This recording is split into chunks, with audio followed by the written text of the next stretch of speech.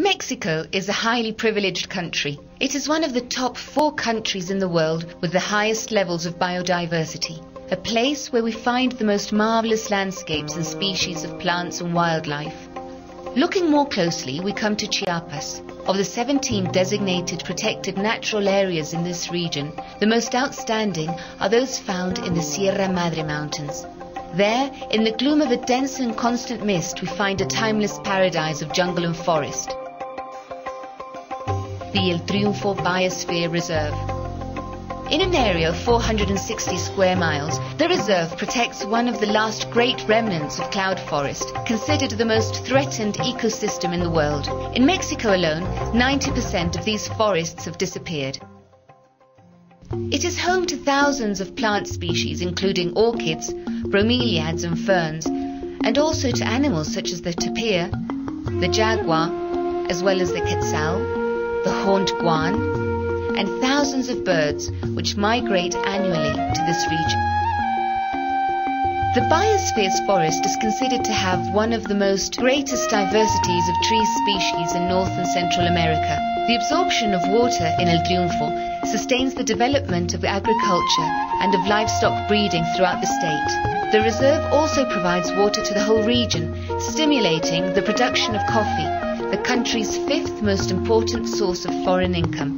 The water supply also generates the greatest quantity of hydroelectric energy than any other source in the country and satisfies a high proportion of the regional demand of water for human consumption. Its vegetation cover is an active agent of carbon fixing, which helps to regulate global climate change.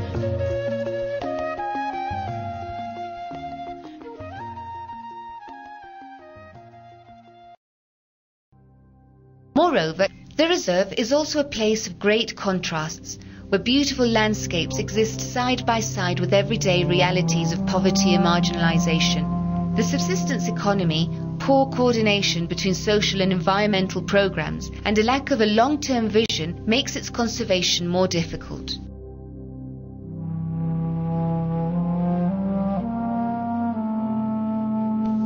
Fires and hurricanes are a constant threat.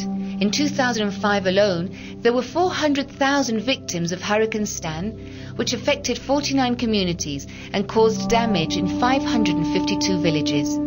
The relationship is a simple one. If the area where the greatest amount of rain falls lacks enough vegetation cover, the water is not absorbed and instead causes landslide and torrential flows of water. To confront both these and any new challenges, a private fund was established.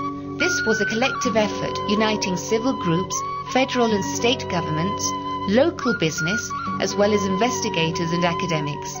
As a result, in 2002, the El Triunfo Conservation Fund was born with the mission of assuring both the conservation of the zone and the social development of its inhabitants, and with the vision of eventually being able to expand its work to all the state's areas of natural beauty and ecological importance. Thanks to the tireless work of the fund and many other organizations, we have achieved important results.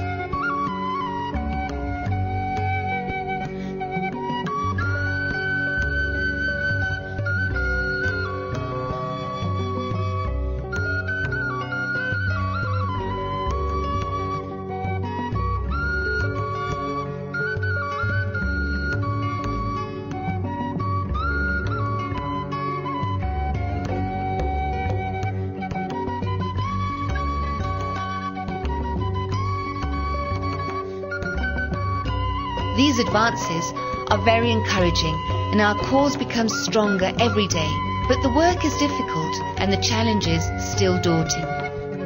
It is time to reflect upon what kind of future we want and as a society to unify our efforts to achieve it.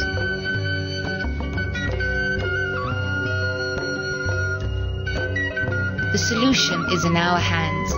There are various schemes through which we can all easily join in. In the El Triunfo Conservation Fund, we hope that we can continue to count on the support of all those people whose donations and active collaboration have helped to make this mission possible. It is now time for all of us to act and join in this ambitious project, for our own benefit, for the good of our families, and for the well-being of future generations. Join today and be part of this great venture.